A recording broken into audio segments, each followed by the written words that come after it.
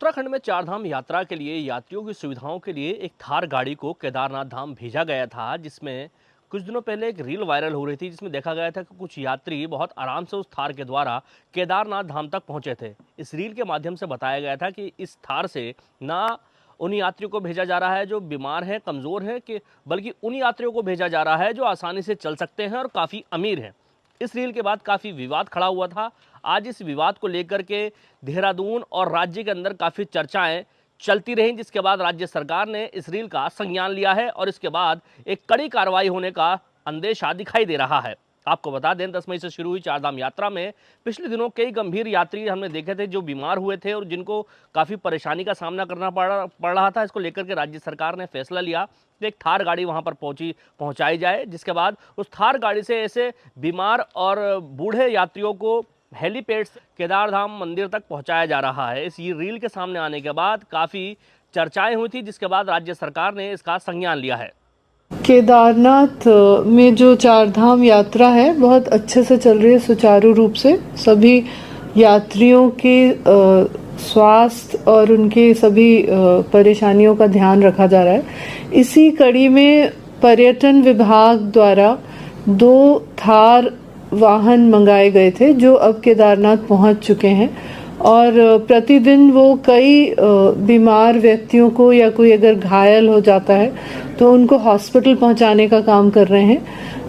अभी हाल ही में एक वीडियो चल रहा था जिसमें कुछ सामान्य व्यक्तियों को भी थार से पहुंचाया गया। ये बहुत गलत है और इसके लिए जिलाधिकारी ने सख्त निर्देश दिए हैं कि ये वाहन जो हैं सिर्फ बीमार लोगों की मदद के लिए ही प्रयोग में लाए जाएंगे।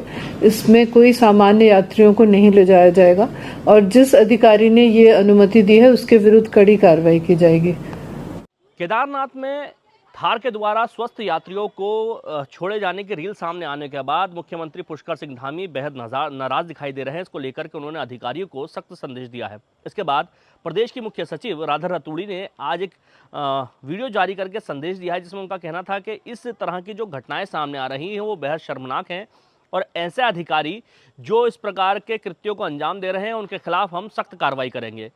राधा रतूड़ी ने संदेश जारी करते हुए कहा है कि ऐसे अधिकारी जिन्होंने इस प्रकार से लोगों को थार गाड़ी में हेलीपैड से मंदिर तक भेजा जो कि स्वस्थ थे और उनको ज़रूरत नहीं थी थार गाड़ी की, ऐसे अधिकारियों की तलाश की जा रही है। उनके खिलाफ सख्त कार्रवाई की जाएगी। जिन्होंने मंदिर समिति या फिर किसी और के कहने पर जो इस तरह का कृत्य किया है उन लोगों के खिलाफ कार्रवाई करने जा रही है राज्य सरकार। और अब धीरे धीरे जो यात्रा है पटरी पाने लगी है। जिस तरह से पिछले दिनों हमने देखा था कि लगातार चारों धामों में भीड़ अनियंत्रित रूप से पहुंच रही थी, राज्य सरकार की काफ़ी किरकिरी हुई थी इस विषय पर। अब राज्य सरकार ने जिस तरह से रजिस्ट्रेशन जो है परमानेंट किया है, रजिस्ट्रेशन बिना रजिस्ट्रेशन के कोई भी तीर्थ यात्रा पर नहीं आ सकता, उसके बाद से पूरी चारधाम यात्रा एक तरह से संतुलित और सुचारू रूप से चलने लगी है। फिलहाल जो वीडियो थार गाड़ी के सामने आया था उसके बाद से काफ़ी किरकिरी हुई थी सरकार की, लेकिन अब इसको लेकर के सरकार काफ़ी सख्त दिखाई दे रही है और जल्द ही ऐसे अधिकारियों के खिलाफ कार्रवाई करने जा रही है जिन लोगों ने ऐसे यात्रियों को उस थार में बैठा करके मंदिर तक छोड़ा जो बिल्कुल स्वस्थ थे और चल सकते थे। ऐसे अधिकारियों की तलाश की जा रही है, उनके खिलाफ राज्य सरकार सख्त कार्रवाई करने जा रही है।